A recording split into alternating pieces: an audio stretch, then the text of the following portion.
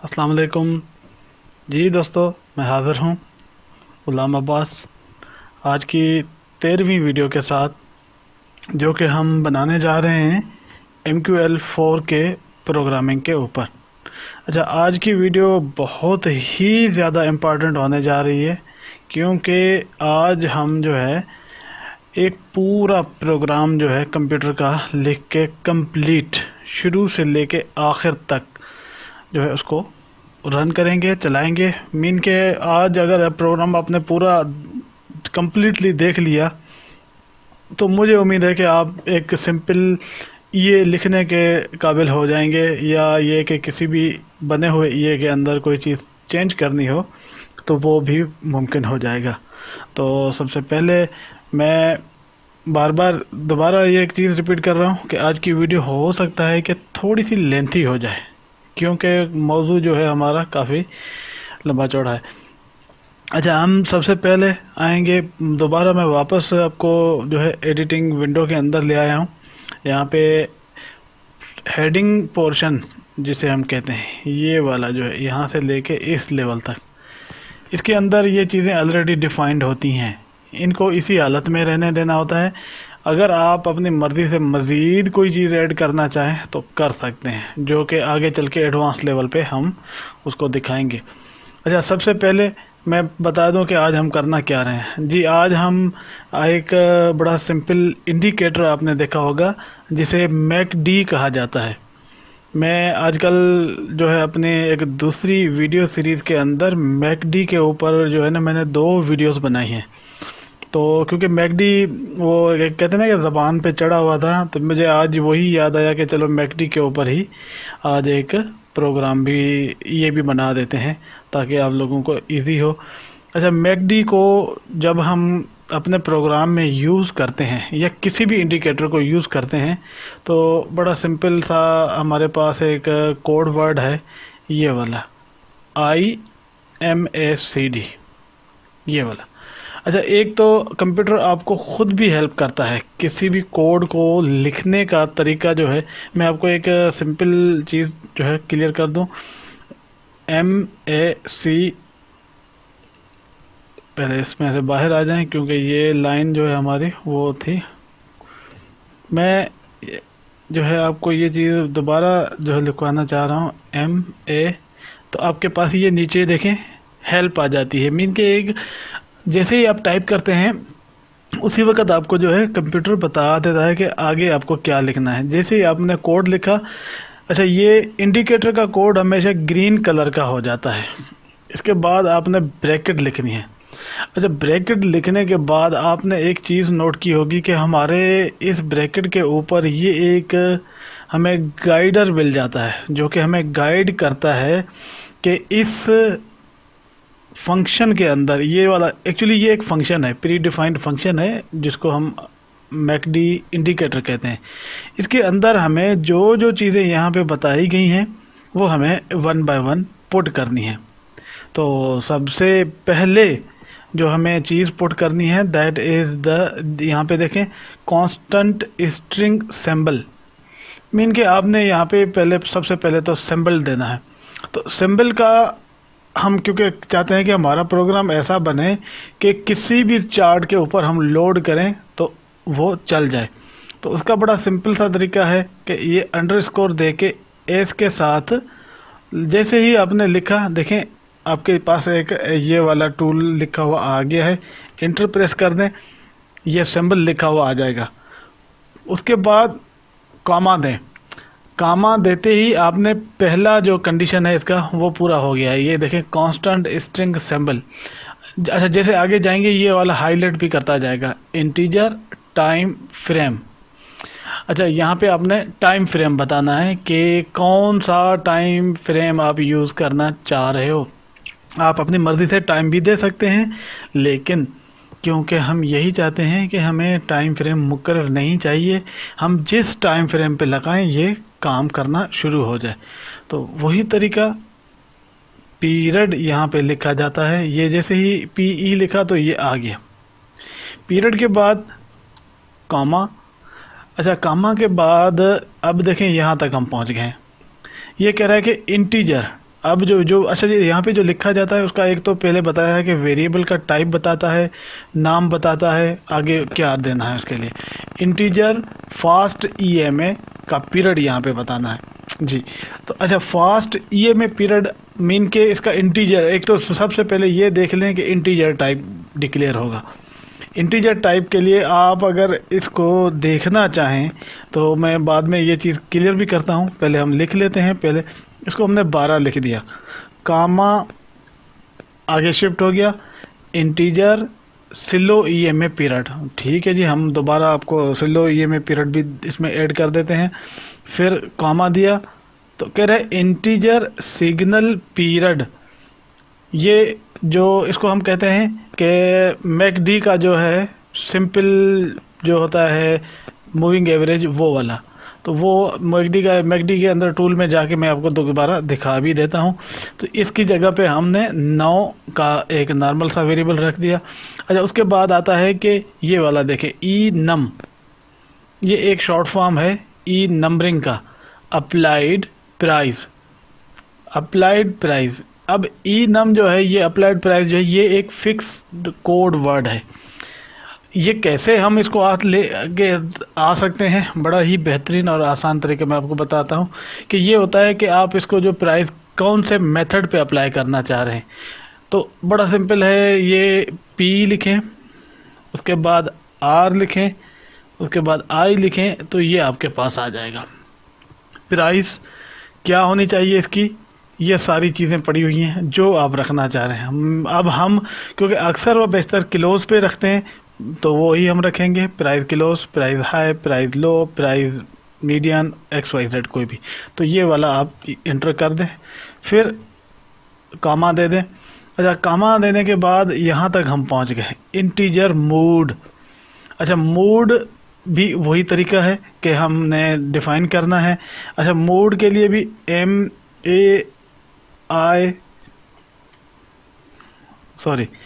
पहले मूड लिखें पूरा, MOD, तो ये आपके पास पूरा आ जाएगा। अच्छा, मूड में हम बहुत सारी चीज़ें आ जाती हैं। ये मूड सिर्फ इसके लिए यूज़ नहीं होता, बहुत सारे और भी फंक्शन हैं जिनमें मूड को यूज़ करते हैं। तो हम मूड में क्योंकि हमने मेन रखना है, तो क्योंकि हमें ये मेन वाला ही मूड हमने इस पे ऑपरेट करना है, तो नीचे आके आप यहाँ से मेन का मूड ये वाला सिलेक्ट करके रख दें। फिर सेमीकोलन हमने कामा हमने दिया। इंटीजर शिफ्ट, इंटीजर शिफ्ट का मकसद होता है कि आप एक से ज़्यादा अगर आई मैकडी यूज़ करना चाह रहे हैं तो फिर उसके लिए आपको इसको जो है क्लियरली वजाहत के साथ बताना पड़ता है कि ये पहले वाले कैंडल के लिए है, दूसरे वाले कैंडल के लिए है, तीसरे वाले कैंडल का है, क्या है। तो हम क्योंकि हम तो इसको डिफ़ॉल्ट यूज़ करेंगे तो हम इसके यहाँ पे ज़ीरो रखेंगे। ज़ीरो रखने के बाद हम इसकी तमाम कंडीशंस जो हैं यहाँ से लेके यहाँ तक सारी फुलफ़िल कर चुके हैं। तो ब्रैकेट को कर दें बंद। ब्रैकेट बंद करने के बाद मैंने आपको बताया था कि सेमीकोलन लगाना लाजमी होता है। तो ये एक सिंपल सी वजाहत है कि आप किसी भी जो बिल्ट इन इसके इंडिकेटर्स हैं उसको यूज़ कर सकते हैं। इसी तरीके से मैं आपको अगर कहूँ कि हम सिंपल मूविंग एवरेज जो है उसको यूज़ करना चाहते हैं तो उसके लिए भी हम सिंपली जो है इस तरीके से यूज़ कर सकते हैं।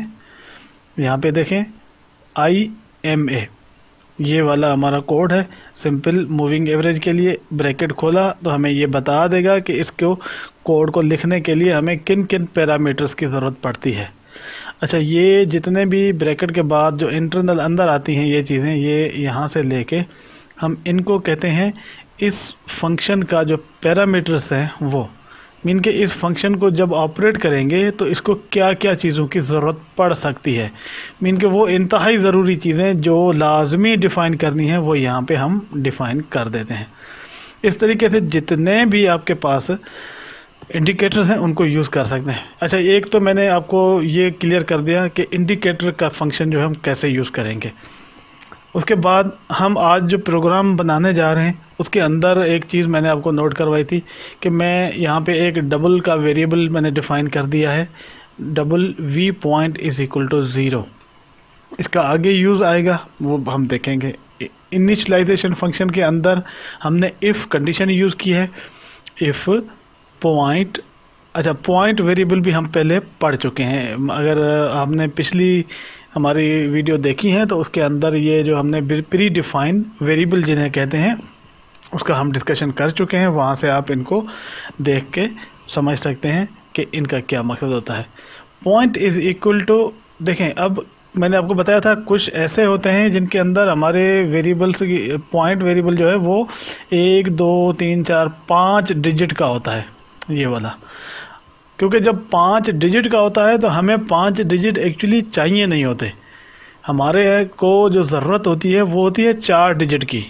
यहाँ पे देखें, या 2 डिजिट की, जहाँ पे जब हम अपना टीपी और एसएल सेट करते हैं तो हमें 4 डिजिट या 2 डिजिट की ज़रूरत पड़ती है। लेकिन अगर ब्रोकर आपको 5 डिजिट भी फराहम कर रहा होता है और 3 डिजिट भी फराहम कर रहा होता है तो उस कंडीशन में आप ये करते हैं कि जब जैसे ही प्रोग्राम स्टार्ट हो हमारा तो हम यहाँ पे ही बता देते हैं कि अगर पॉइंट 5 हैं तो क्या करो।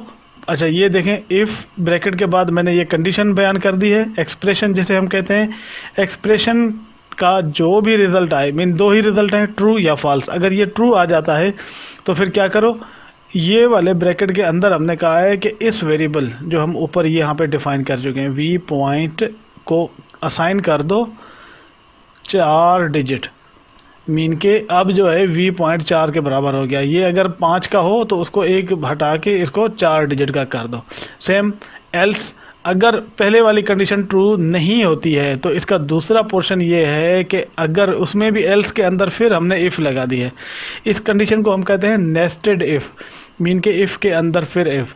अच्छा यहाँ पे देखें, एल्स के अंदर फिर इफ़ है, point is equal to 3 digit हो तो उनको रिड्यूस करके 2 कर दो, क्योंकि हमें तो चाहिए 2 ही ना, हमारे काम का सिर्फ ये वाला पोर्शन है या ये वाला पोर्शन है। तो इन पोर्शंस को हम रिड्यूस करके इस तरीके से करना चाह रहे हैं। मीन कि अगर 3 का हो तो उसको 2 कर दो। अच्छा ऐसे भी हो सकता है कि मार्केट के अंदर जो ब्रोकर है आपको ना ये वाली पोजीशन मिले और ना ये वाली मिले, तो फिर थर्ड पोजीशन मिल सकती है। तो else V point is equal to point, mean के अगर इनमें से अलावा कोई भी आपको मिलती है तो फिर क्या करो, हमारी जो वैल्यू पॉइंट है जो हमने ये वेरिएबल डिफाइन किया है उसको डायरेक्टली पॉइंट ही असाइन कर दो, मीन जो है वही असाइन कर दो। इसको हमने यहाँ पे क्लोज कर दिया। ये हमारा इनिशियलाइजेशन पोर्शन कंप्लीट हो चुका है। अच्छा इसके बाद हमने डी इनिशियलाइजेशन में कुछ भी नहीं रखा क्योंकि हम अभी फ़िलहाल कोई ऐसी चीज़ लिख ही नहीं रहे। अच्छा वाइड ऑन टिक, मैंने आपको बताया था कि आप यहाँ पे टिक भी लिख सकते हैं और एक फंक्शन है स्टार्ट, ये भी लिख सकते हैं, कोई फ़र्क नहीं है, दोनों का कोई इशू नहीं है। अच्छा मैंने उसके बाद यहाँ पे अपना ये वाला जो ब्रैकेट है इसको बिगिन ब्रैकेट, मीन के फंक्शन जो है स्टार्ट करने के लिए लाजमी आपको ये बॉडी डिफ़ाइन करनी पड़ती है। इस फंक्शन की बॉडी के लिए ये ब्रैकेट्स होते हैं जो आपको शो कर रहे होते हैं कि यहाँ से लेके यहाँ तक इसकी बॉडी चल रही है। यहाँ पे 2 कमेंट्स लाइन के साथ मैंने लिख दिया है ताकि एक एक लाइन के साथ मैं क्लियर करता जा रहा हूँ कि we create a string variable for the signal.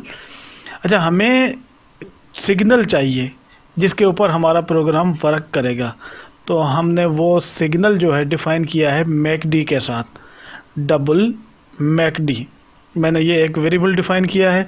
मैं पहले भी बता चुका हूँ कि मैंने स्टार्ट के अंदर यहाँ पे जो वेरिएबल डिफ़ाइन किया है that is the local variable, mean के ये मैकडी जो है ये लोकल वेरिएबल कहलाएगा।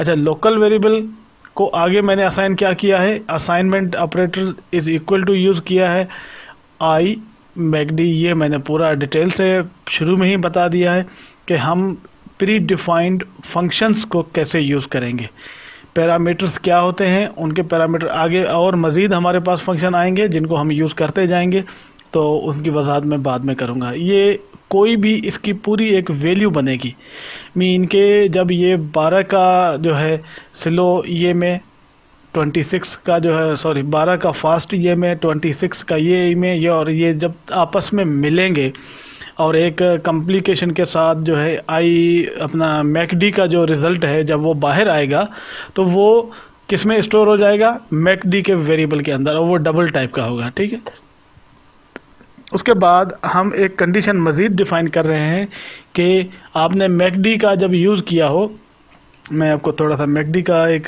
सैंपल दिखा देता हूँ कि मैकडी ये वाला वेरिएबल हमारा मैकडी पड़ा हुआ है, सॉरी इंडिकेटर पड़ा हुआ है, इसके अंदर एक कंडीशन है कि ये जो लाइन जा रही है ये इसकी वैल्यू होती है। अच्छा, ये वैल्यू ज़ीरो लाइन, यहाँ पे देखें ये ज़ीरो लाइन है, ये कभी ज़ीरो लाइन को क्रॉस करके ऊपर की तरफ रहती है और कभी क्रॉस करके इसके नीचे वाली तरफ को रहती है। अच्छा, जब ऊपर वाली तरफ को रहे तो इसकी वैल्यू प्लस में होती है, एक्स वाई जेड कुछ भी हो सकती है। ऐसे ही जब ये इसके नीचे रहे तो that value is defined as the minus. तो हम इस वैल्यू से ऊपर या नीचे वाली दो कंडीशंस के ऊपर डिसीजन करेंगे। तो जाहिर बात है कि उन दो कंडीशंस के ऊपर जब डिसीजन होगा तो वो हमने रखा है इफ़ के साथ। इफ़ ब्रैकेट के बाद McD greater than zero, mean के यहाँ पे जो ये वाला हमारा फंक्शन है ये जब हमें वैल्यू रिटर्न करे और वो वैल्यू ज़ीरो से ज़्यादा हो तो फिर इफ़ मैकडी को क्या करो, तो सिग्नल, ये मैंने वेरिएबल जो है यहाँ पे डिफाइन कर दिया है ये वाला, कि सिग्नल स्ट्रिंग वेरिएबल है, सिग्नल इज़ इक्वल टू, मैंने डबल कोटेशन के साथ छोड़ दिया है, मीन के मैंने इसकी कोई भी वैल्यू असाइन नहीं की। मैं आगे चल के इसको बाद में प्रोग्राम के रनिंग के टाइम पे इसकी वैल्यू जो है डिफाइन करूँगा। अब यहाँ पे जब ये वाली कंडीशन ट्रू आ जाए, मीन के if McD is greater than zero, zero से वैल्यू ज़्यादा आए ये वाली, तो फिर क्या करो, यहाँ पे इफ़ की जो है हमने बॉडी डिफाइन की और इफ़ के अंदर लिखा कि signal is equal to sell, कि अगर इसकी वैल्यू ज़्यादा हो, मैं दोबारा आपको दिखा दूँ, मीन के इसकी वैल्यू ज़्यादा का मकसद है कि यहाँ से ये ऊपर वाली साइड पे हो, तो हमें पता है कि ये ऊपर से घूम के नीचे आएगा और नीचे से घूम के ऊपर जाएगा। तो हम यहाँ वाली इस कंडीशन को हम यही बयान कर रहे हैं कि अगर ये ऊपर हो तो तुमने सेल लगा लेनी है, सिग्नल जनरेट कर देना है सेल का। दोबारा वापस आए, देखें ये signal is equal to sell, ठीक है, एक कंडीशन हमारी पूरी हो गई। दूसरी कंडीशन क्या है कि हमारा if McD is less than zero, अगर मैकडी की वैल्यू ज़ीरो से कम हो, मीन के माइनस में हो, मनफी में हो, तो फिर क्या कर दो, signal is equal to buy, mean के नीचे मैकडी हमारा ज़ीरो से नीचे है, तो अब ये बता रहा है कि किसी भी वक्त मार्केट ऊपर को जा सकती है, तो आप बाय का सिग्नल जनरेट करेंगे, तो इसलिए आपने सिग्नल को बाय की वैल्यू असाइन कर दी। जी, अगेन यहाँ तक तो आपने एक मरहला तय कर लिया। उसके बाद अगला मरहला जो है मैं बहुत ही इम्पॉर्टेंट होने जा रहा है, जो मैंने आज वैसे भी अलग से पढ़ाना था, लेकिन मैंने सोचा कि इसको पूरे प्रोग्राम के अंदर लिख के पढ़ाता हूँ ताकि आपको ज़्यादा क्लियरेंस मिले। मैंने कहा है कि अगर इस सिग्नल के ऊपर, ये वाला जो सिग्नल है, इस सिग्नल के ऊपर हम एक डिसीजन करेंगे कि अगर ये सिग्नल हमें कहता है बाय तो हम एक बाय की लाट लगाएंगे, और अगर ये कहता है सेल तो हम एक सेल की लाट लगाएंगे, मीन के ऑटोमेटिकली बाय और सेल की लाट लगानी है। उसके लिए हमें फिर कंडीशन की ज़रूरत पड़ेगी। ये देखें, मैंने यहाँ पे if bracket begin signal is equal to buy, मैंने एक कंडीशन यहाँ पे तय कर दी है कि सिग्नल जो है हमारा वो अगर बाय हो, जैसे यहाँ पे ये चीज़ क्लियर है कि आपका सिग्नल जो है बाय है, मीन के मैकडी की वैल्यू लेस देन ज़ीरो है, तो ये कंडीशन बाय की आएगी। अच्छा, ये यहाँ पे मैंने एक ऑपरेटर यूज़ किया है, ये वाला, ये मैं पहले शुरू वाले लेक्चर्स में इसका बड़ा डिटेल से पढ़ा चुका हूँ। अच्छा, मैंने एक चीज़ पहले भी बताई थी कि देखें कि ये जो है if and is equal to less than greater than, ये वाला जो असाइनमेंट ऑपरेटर, ये हमारे प्रोग्राम के अंदर बार बार आएंगे और इतनी दफ़ा आएंगे कि इनको आपको ऐसे याद कर लेना है कि यूँ एक नज़र देखते ही आपको समझ में आ जाए कि इसका मतलब क्या है। ये वाला हमें कह रहा है कि इफ़ कंडीशन क्या है कि जी ये लेफ़्ट हैंड साइड है, लेफ़्ट हैंड साइड का सिग्नल जब बाय मिले, ठीक हो गया, और this is the and operator, and and orders total is equal to zero. अच्छा, ऑर्डर्स टोटल, ये देखें आपको ब्लू कलर में, बल्कि आई थिंक ब्लू भी नहीं है, ये वो है पिंक से भी एक हटके कलर है, इसको कहते हैं बैंगनी कलर टाइप, ये वाला जो है इस कलर में आपको मिलता है, ये भी प्री डिफाइंड फंक्शन कहलाता है। ये क्या करेगा जब आप इसको लिखेंगे, मैं आपको ऊपर लिख के दिखा देता हूँ। अभी यहाँ पे आ जाएं, ये हमने इसका पहला जो है डिजिट बड़ा कैपिटल होता है, ORD। जैसे ही हमने लिखा, ये जो प्री डिफाइंड फंक्शन है ये सारे हमारे पास आ गए हैं। इनमें क्या क्या फंक्शन है मैं एक दफ़ा रिपीट करा देता हूँ। Order close by, order close price, order close time, order comments, order commission, order delete, order main के, इस तरीके से बहुत सारी चीज़ें ये आपको मिलेंगी। ये सारी चीज़ें आपने नॉर्मली यूज़ तो की हैं, प्रोग्राम के अंदर समझ में भी आता है कि ये क्या है, लेकिन बाद में भी हम इनकी वजाहत जैसे जैसे आता जाएगा हम करते जाएंगे। ऑर्डर्स टोटल के ऊपर आके मैंने जैसे क्लिक किया तो ये आ गया। अच्छा, ब्रैकेट देंगे। अब बता रहा है ये कि ये जब फंक्शन हमारा ऑपरेट होगा, ये वाली हेल्प, इसके अंदर पूरी गाइडेंस होती है। जब आपको एक्सपीरियंस हो जाएगा तो किसी भी फंक्शन को यूज़ करते हुए आपको ये वाली चीज़ देखते ही समझ में आ जाएगी। ये याद करने की ज़रूरत नहीं है कि इसके अंदर क्या क्या चाहिए। आर्गूमेंट्स, इसके आर्गूमेंट खुद बता देता है। इंटीजर टाइप इसकी आउटपुट होगी, ऑर्डर्स होगा, उसके बाद ऑर्डर्स टोटल आपको बता देगा, इंटीजर वैल्यू आएगी, ऑर्डर टोटल कितने इस वक्त ऑर्डर खुले हुए हैं टोटल, और ब्रैकेट के अंदर वाइड है, मीन कि इसके अंदर हमें कुछ भी लिखने की ज़रूरत नहीं है, हम खाली यूं ब्रैकेट लगा देंगे बस। तो ये क्या करेगा, रिटर्न कि इस वक्त आपके जितने भी MT4 के अंदर 1 है, 2 है, 10 हैं, 11 हैं, 5 हैं, वे ऑर्डर खुले हुए हैं, वो आपको बता देगा जी। अब हमारी कंडीशन क्या है, orders is equal to 0, mean के जब कोई ऑर्डर नहीं लगा हुआ, मीन के मार्केट बिल्कुल खाली है, फटा खाली है, तो उस सूरत में अगर सिग्नल बाय हो और ऑर्डर्स भी 0 हों तो फिर क्या करो। हमारा अगला स्टेप जो है वो कह रहा है कि इंटीजर ए, ये एक मैंने लोकल वेरिएबल डिफाइन कर दिया, ठीक है, is equal to order send, ये फिर एक मैंने प्री डिफाइन आपको फंक्शन पढ़ा रहा हूँ जो कि इतना आम है कि आप बस इसको सोचते ही रहेंगे कि ये क्या है। आपने देखा होगा कि आपने मार्केट में जाके आप किसी भी जगह पे कोई ऑर्डर लगाना चाह रहे हैं तो हम क्या करते हैं, न्यू ऑर्डर पे क्लिक करते हैं। यहाँ से जैसे ये ऑर्डर आ गया, इसकी यहाँ पे वैल्यू सेट करते हैं, सपोज करेंगे ये सेट किया, फिर उसके बाद सेल और बाय पे जाते हैं। अगर चाहें तो इसका TP भी सेट कर सकते हैं और स्टॉप लॉस भी सेट कर सकते हैं। स्टॉप लॉस यहाँ पे सेट होता है और ये टेक प्रॉफिट यहाँ पे सेट होता है। मार्केट एग्जीक्यूशन है या पेंडिंग ऑर्डर है, ये सारी चीज़ें जो इस स्क्रीन पे आपको नज़र आ रही हैं, ये इन तमाम को अगर हम देखना चाहें तो वेरी सिंपल इस एक फंक्शन के अंदर आ जाते हैं।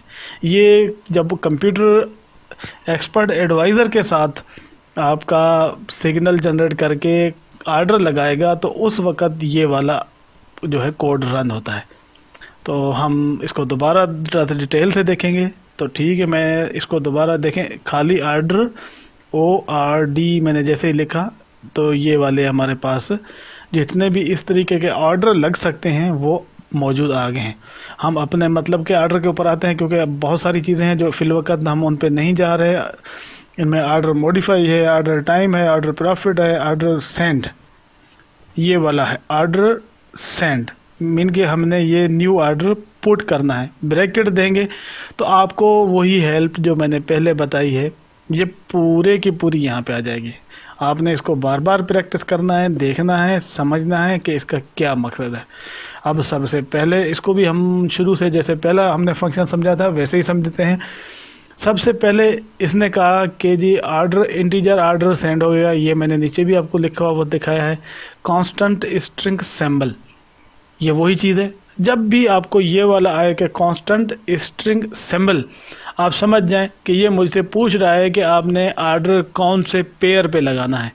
आप यहाँ पे अपनी मर्ज़ी से पेयर भी डिफ़ाइन कर सकते हैं और आप कहते हैं कि नहीं, जो चार्ट खुला हुआ है उसी के ऊपर तुमने काम करना है। तो जो चार्ट खुला हुआ है उसके लिए अंडरस्कोर SY कर दें, ये आपका सिंबल आ गया, दोबारा कामा दे दें। फिर आपसे पूछ रहा है कि इंटीजर CMD डबल वॉल्यूम। अब ये आपको कह रहा है कि उसके बाद अगली कंडीशन क्या है कि जी आप अपने ऑर्डर का वॉल्यूम बताएं। अब ऑर्डर का वॉल्यूम क्या होता है? आपको पता है कि order volume is the quantity of your order, के आप कितनी लॉट लगाना चाह रहे हैं। सपोज करें कि ऑर्डर, क्योंकि ये लॉट डबल में होती है तो हम इसको डिफाइन भी डबल में ही करते हैं। सॉरी, अब ये इससे पहले एक चीज़, हम ये इंटीजर CMD, इंटीजर CMD का मकसद है कि ये आपसे पूछ रहा है कि आपका जो ऑर्डर है वो ऑपरेशन बाय टाइप होगा या सेल टाइप होगा। अच्छा, operation buy and operation sell. अब इसको डिफाइन करने का बड़ा सिंपल सा तरीका है, OP के बाद आपने अंडरस्कोर मारना है। जैसे ही आपने अंडरस्कोर मारा तो आपके पास एक लिस्ट आ गई कि किस टाइप की ये चीज़ें हैं। OP बाय है, OP बाय लिमिट है, सेल लिमिट है, ये बहुत सारी चीज़ें आपके सामने आ जाती हैं। आप जो भी चीज़ लगाना चाहते हैं यहाँ पे लगा सकते हैं। ये आपका मतलब कि अब ये ऑर्डर लगेगा करंट चार्ट के अंदर जो भी पेयर खुला हुआ है उसके ऊपर, और ऑपरेशन है हमारा बाय टाइप। फिर हम कॉमा देंगे, कॉमा के बाद हमसे अगला स्टेप जो पूछ रहा है that is the volume. Volume हमेशा हमारा डबल के अंदर डिफाइन होगा। यहाँ पे देखें ये हाईलाइट हो चुका है। अब जाहिर बात है 0 पॉइंट, हमने सपोज करें कि 0.01 का लॉट जो है वो सिलेक्ट करिए, कॉमा देंगे। अच्छा, उसके बाद अगला स्टेप है कि डबल प्राइस। ये आपसे पूछ रहा है कि ये जो आपकी ऑर्डर जो लग रहा है ये किस पे लगेगा, मीन के आस्क वैल्यू या बाय के ऊपर, जो है बिड वैल्यू के ऊपर। अब ये चीज़ हम जानते हैं कि जब हमें कोई भी चीज़ बाय करनी होती है तो वो आस्क पे होती है, सेल करनी होती है तो बिड पे होती है। तो हम सिंपली यहाँ पे आस्क लिख देते हैं। ये हम पहले पढ़ चुके हैं, ये वेरिएबल जो है आस्क हम पहले डिफाइन कर चुके हैं कि इनकी क्या मतलब है। जैसे ही आस्क कर दिया आपने, उसके बाद इंटीजर स्लीपेज। स्लीपेज क्या होता है ये भी आप लोग जानते हैं, मैं इस पर ज़्यादा टाइम नहीं देना चाह रहा। स्लीपेज के बाद आ रहा है कि डबल स्टॉप लॉस। अब हम यहाँ पे डिफाइन कर रहे हैं कि जी हमारा जो ऑर्डर है इसका स्टॉप लॉस क्या होना चाहिए। अगर आप स्टॉप लॉस रखना चाहते हैं तो यहाँ पे डिफाइन कर ले, अगर नहीं रखना चाहते तो फिर ज़ीरो कर दें। स्टॉप लॉस के बाद अगला स्टेप जो है वो होता है टीपी का। अगर आपने टीपी रखना है तो ये देखें डबल टेक प्रॉफिट, तो टीपी रख लें। नहीं भी रखना तो ज़ीरो भी कर सकते हैं। ज़ीरो करने के बाद कामा दे दें। टीपी कैसे रखते हैं वो मैं बाद में आपको डिफाइन करवाऊंगा जी। उसके बाद अगला आता है कांस्टेंट स्ट्रिंग कमेंट्स। अच्छा, आपने एक चीज़ नोट की होगी कि जब आपका कोई भी ऑर्डर खुलता है तो उसके ऊपर एक कमेंट लिखा हुआ आता है। कमेंट क्या होता है?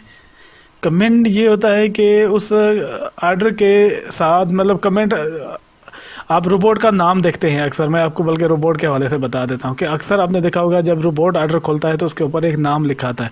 सपोज करें कि इसका जो कमेंट होता है वो कोटेशन के साथ लिखा जाता है इस तरीके से, और ये सब मैं इसके अंदर अगर मैं अपना नाम लिख दूँ तो ये आ जाएगा इस तरीके से। इसको कोटेशन दे दें, इसको बंद कर दें, ये कमेंट हो गया। कमेंट के बाद अगर आप न रखना चाहें तो इसको भी ज़ीरो कर सकते हैं, या इसकी जगह पे नल NULL लिखते हैं वो भी चलेगा। हम लोग जो है कमेंट जो है लिखने के बाद हम अगला स्टेप में जैसे ही कामा लगाएंगे तो हमारे पास मैजिक नंबर की हम बात कर रहे थे कि मैजिक नंबर क्या होता है।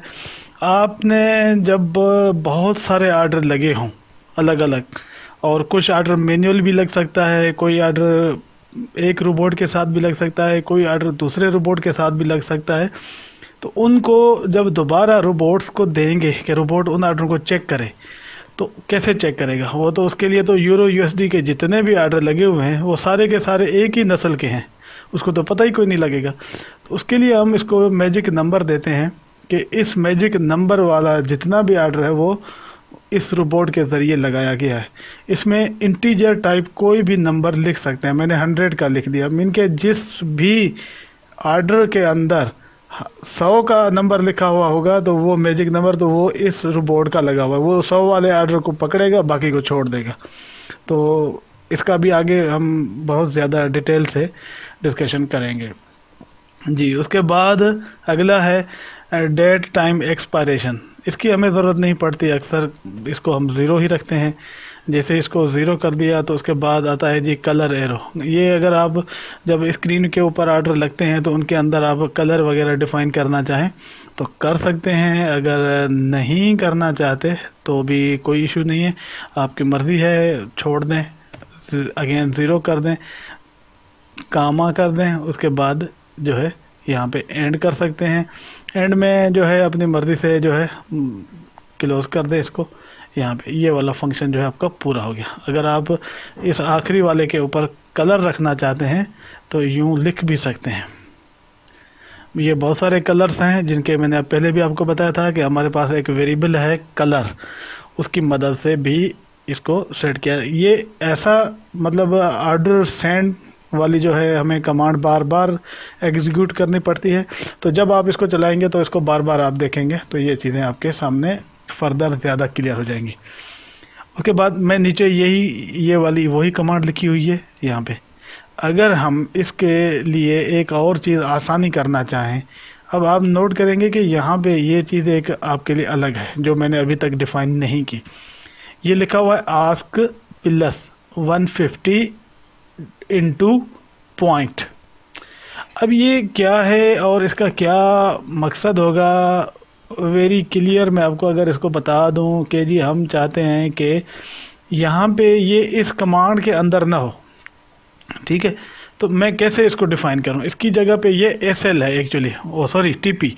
ये एसएल हमारा, ये वाला जो है हमारा सेल स्टॉप और ये वाला हमारा जो है टेक प्रॉफिट।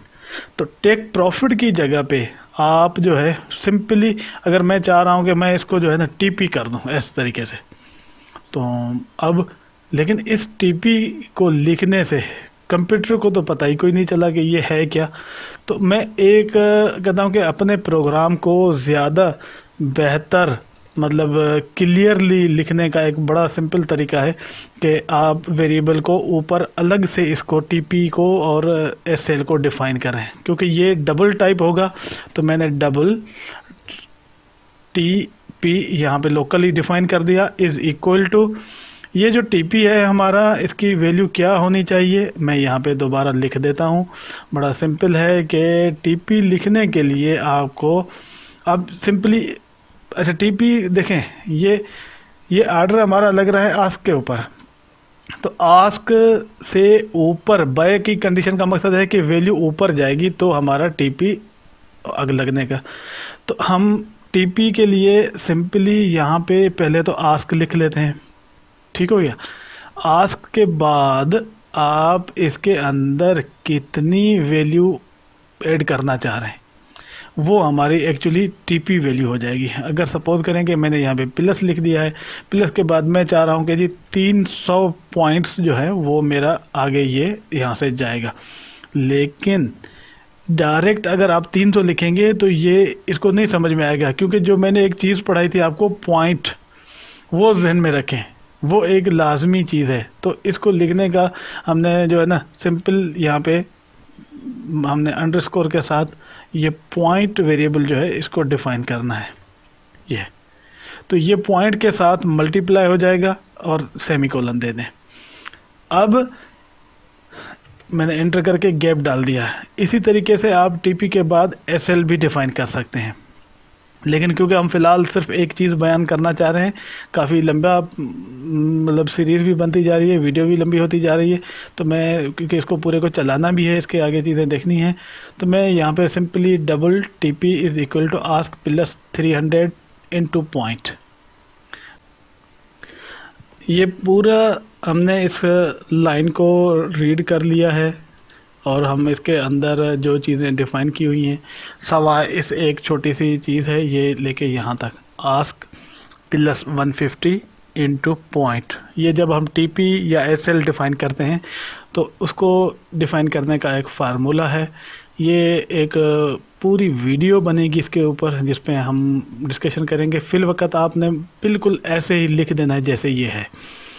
ये वाली एक कंडीशन हमारी तो तय हो गई, मीन के जब हमें सिग्नल बाय मिले और बिल्कुल कोई भी आर्डर मौजूद ना हो तो तुमने ये वाला आर्डर एग्जीक्यूट कर देना है।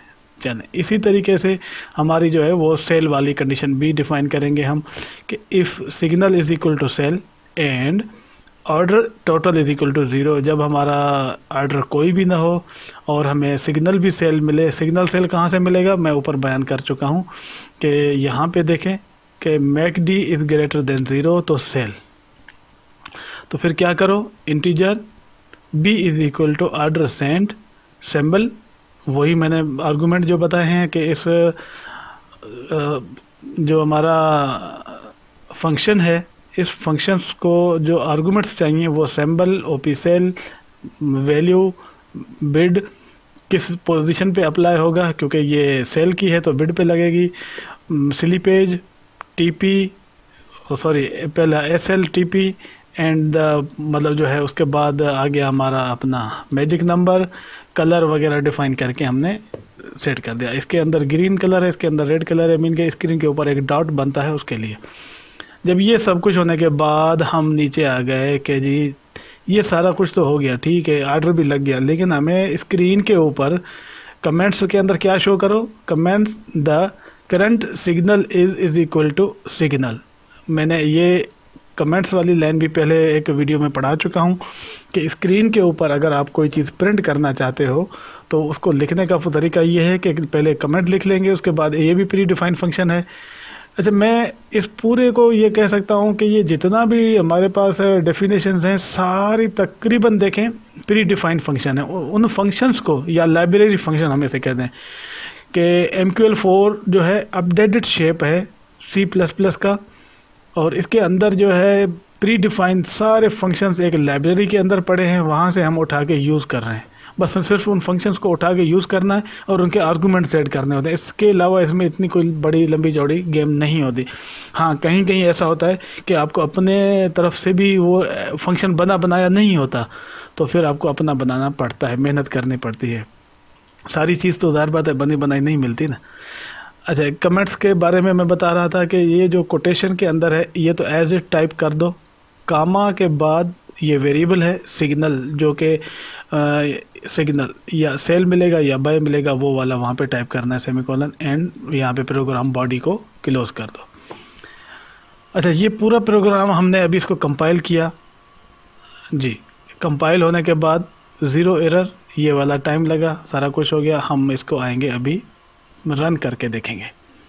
ये आपके सामने जो मौजूद है, यहाँ पे इसको चलाने के लिए हम जो है जब एग्जीक्यूट करेंगे तो हमें पता चलेगा कि what is the result of this.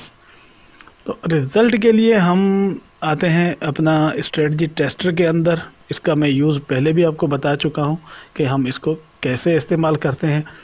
हमने अपना सबसे पहले तो यहाँ से सिलेक्ट करना है जो आपका ये है, ये मैंने सिंपल मैकडी वाला ये डबल क्लिक किया।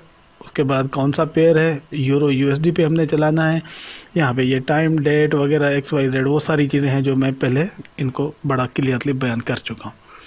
टाइम फ्रेम H1 में रखना है तो H1 रख लें, कम ज़्यादा रखना है जो भी वो आपकी मर्ज़ी है। मैं प्रेफर कर रहा हूँ H1 को फिल वक्त। एक्सपर्ट प्रॉपर्टीज़ के अंदर आ जाएं। प्रॉपर्टी के अंदर होता है कि आप कितनी वैल्यू के साथ ये इसको चेक करेंगे। मैंने रखा है कि 3000 की वैल्यू के साथ मैं चेक करना चाह रहा हूँ। इसके यहाँ पे देखें इनपुट यहाँ पे हमें शो नहीं हो रहा, वैसे नॉर्मली इनपुट शो होता है लेकिन अभी नहीं हो रहा, क्योंकि हमारे इस ये के अंदर इनपुट नाम की कोई चीज़ हमने रखी नहीं है, हमने फिक्स कर दी है सारी चीज़ें। बाद में हम इनपुट भी डालेंगे और मज़ीद इस पर इसको पूरा एक ये बनाएंगे, और बल्कि एक से ज़्यादा इंडिकेटर भी यूज़ करेंगे। फिर उनको मिक्स करके उनको फ़िल्टर करके हम एक सिग्नल जनरेट करेंगे जो कि ज़्यादा एक्यूरेट होगा, क्योंकि बनस्बत किसी भी एक इंडिकेटर के। जी, हम इसको यहाँ से ओके करते हैं और यहाँ पे आके स्टार्ट के बटन को प्रेस करें। मैंने टेम्पलेट पहले से बनाया हुआ है, मैंने उसी को लोड कर दिया है।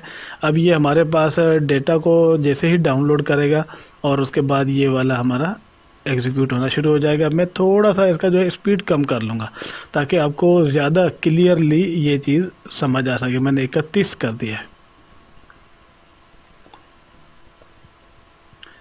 ये जो डेटा है इसमें देखें मतलब जनवरी 19 से लेके आज तक मीन के तकरीबन ऑलमोस्ट 1 साल का डेटा है। तो ये कंप्यूटर अपनी मेमोरी के अंदर पूरे 1 साल के जितने भी ये डेटा के बने थे वो उठा लेगा। जी, ये देखें इसने ये वाला ऑर्डर एग्जीक्यूट हो चुका है। अगर इसको मैं ऐसे करके देखूं तो ये आर्डर सबसे पहले तो ऊपर है, ये देखें, the current signal is sell, मीन के इस वक्त सेल है। सेल क्यों है कि यहाँ पे देखें कि इसकी जो कंडीशन है ये ज़ीरो से ऊपर है, ठीक है। अच्छा, हमने यही लिखा है कि ज़ीरो से ऊपर वाली कंडीशन पे तुमने क्या करना है, सेल को एग्जीक्यूट करना है। ये वाली कंडीशन यहाँ पे आपको दोबारा क्लियर हो सकती है कि ये वाली ग्रेटर देन ज़ीरो मीन के सेल, ये देखें सेल है, ये सेल की कमांड एग्जीक्यूट हो चुकी है, ये आर्डर लगा है सेल का, इसका टीपी इसने नीचे रखा हुआ है। जो मैंने इसको कहा था कि 300 पॉइंट का टीपी होना चाहिए, ये वही 300 पॉइंट का टीपी हो गया। लेकिन अब मार्केट ऊपर जा रही है तो जाहिर बात है इसको लॉस होना चाहिए जब तक ये मार्केट नीचे आके इसको क्लोज टच नहीं करती, क्योंकि ये बड़ा सिंपल है। हम रिज़ल्ट में जाके देख सकते हैं कि एक आर्डर एग्जीक्यूट हुआ है, that is the type sell है, इसका टाइम ये है, ऑर्डर है, साइज़ ये है, प्राइस इसके ऊपर हुआ है, इसका टीपी ये वाला है जो ये हमने नीचे रखा हुआ है। अब अगली कंडीशन ये है कि ये तब तक वापस आके मार्केट नीचे नहीं आती तब तक ये एक ही आर्डर होगा, खुला होगा। अगर दोबारा सिग्नल इसको यहाँ से नीचे भी चला जाता है तब भी ये आर्डर एग्जीक्यूट नहीं होगा। क्यों कि हमने इसको पहले से कह रखा है कि जब तक फटा खाली ना मिले तुमने आर्डर नया नहीं लगाना। अब ये तो कंडीशंस होती हैं, जब आप बड़े लेवल पे प्रोग्रामिंग करते हैं तो उसमें तो बड़ी कंडीशंस आ जाती हैं कि रिकवर करने के लिए क्या मेथड यूज़ होंगे, वो डिपेंड करता है आपकी स्ट्रेटजी के ऊपर। अब दोबारा आते हैं हम, अच्छा इसको हम थोड़ा सा फास्ट करके देखते हैं कि क्या कंडीशन आती है। ये मैंने थोड़ा फास्ट किया है, मार्केट नीचे आई, आपका ये टीपी हिट हुआ। मैं फिर वापस थोड़ा सा स्लो में जा रहा हूँ ताकि इसको बड़ा वजाहत के साथ में जो है आपको क्लियर करके बता सकूँ। ये एक आर्डर हमारा एग्जीक्यूट हुआ है यहाँ से लेके यहाँ तक, देखें मार्केट ने। अब ये दोबारा एक आर्डर हमारा लगा है जो बाय का था, फिर मार्केट ऊपर गई, एग्जीक्यूट हुआ। जैसे जैसे मार्केट हमारी इसके साथ मूवमेंट कर रही है ये भी उसी के साथ ही मूवमेंट हो रही है। आर्डर ऊपर जाता है, नीचे जाता है, ओवरऑल आपको आर्डर क्लोज होता जाएगा, नया आर्डर लगता जाएगा। एग्जीक्यूशन कंप्लीट होती, जैसे ही कंप्लीट हो जाएगी तो आपको एक रिज़ल्ट आ जाएगा आपके सामने कि इस पूरे मामले का क्या रिज़ल्ट निकला। अगर मैं इसका ओवरऑल एक ग्राफ देखता हूँ तो क्या आपको मिलता है कि जी मार्केट यहाँ से शुरू हुई थी, ये देखें जैसे जैसे आर्डर क्लोज होते जा रहे हैं ग्राफ ऊपर की तरफ बढ़ता जा रहा है। ठीक है जी, ये था एक हमारा सिंपल प्रोग्राम जो हमने मैकडी के ऊपर बनाया कि मैकडी की ज़ीरो वैल्यू की क्रॉसिंग के ऊपर हमारा आर्डर लगता है और फिर अपने टीपी को अचीव करता है। फ़िलहाल हमने इसमें कोई एसएल नहीं रखा है, बाद में हम एसएल भी रखेंगे और मज़ीद जो है कॉम्प्लेक्स किस्म के प्रोग्राम जो है उनके ऊपर आएंगे कि उनको कैसे चलाया जाता है। तो मैं आज का प्रोग्राम बल्कि यहीं पे सोचता हूँ कि इसको एंड कर लेते हैं, क्योंकि ये तो ज़ाहिर बात है अगर एक इससे मार्केट इससे नीचे चली गई तो जब तक दोबारा इसको जाके टच नहीं करते तब तक प्लस नहीं होगा। इसको प्लस करने के बहुत सारे और तरीके मेथड हो सकते हैं कि दोबारा यहाँ पे भी एक आर्डर लग जाए, कितना इतने गैप के बाद एक और आर्डर खुल जाए और वो फिर उसको कवरेज दे, मीन के पहले आर्डर को दूसरे आर्डर से आप कवरेज भी दे सकते हो। बहरहाल बड़े तरीके हैं जो बाद में हम देखेंगे। फिलवक़्त हम आज का जो है यहाँ पे करते हैं क्लोज़ और बाकी मिलते हैं कल फर्दर अगले प्रोग्राम के अंदर। इससे जो है मज़ीद और चीज़ों को हम देखेंगे। हम एक और भी सीरीज़ चला रहे हैं इंडिकेटर्स की, जिसके अंदर मैं इंडिकेटर्स और बहुत सारे और हिंट्स जो हैं प्रोग्रामिंग के हवाले से मैं उन सब को जो है डिस्कशन कर रहा हूँ, तो वो भी मेरी देख लें, मैं डिस्क्रिप्शन में उसका लिंक दे दूँगा। मज़ीद कमेंट्स करें और मुझे बताएं कि हमारा प्रोग्रेस कैसी जा रही है। आपको अगर चीज़ें नहीं समझ में आ रही तो मुझे बार बार बताएं, मैं उनको रिपीट भी करके आपको बता दूंगा। अगर कोई चीज़ मुश्किल लग रही है तो उसका भी बताएं, तो उसका कोई आसान हल भी ढूंढेंगे इंशाल्लाह। कमेंट करें, सब्सक्राइब करें और लाइक करें वीडियो को। Thank you.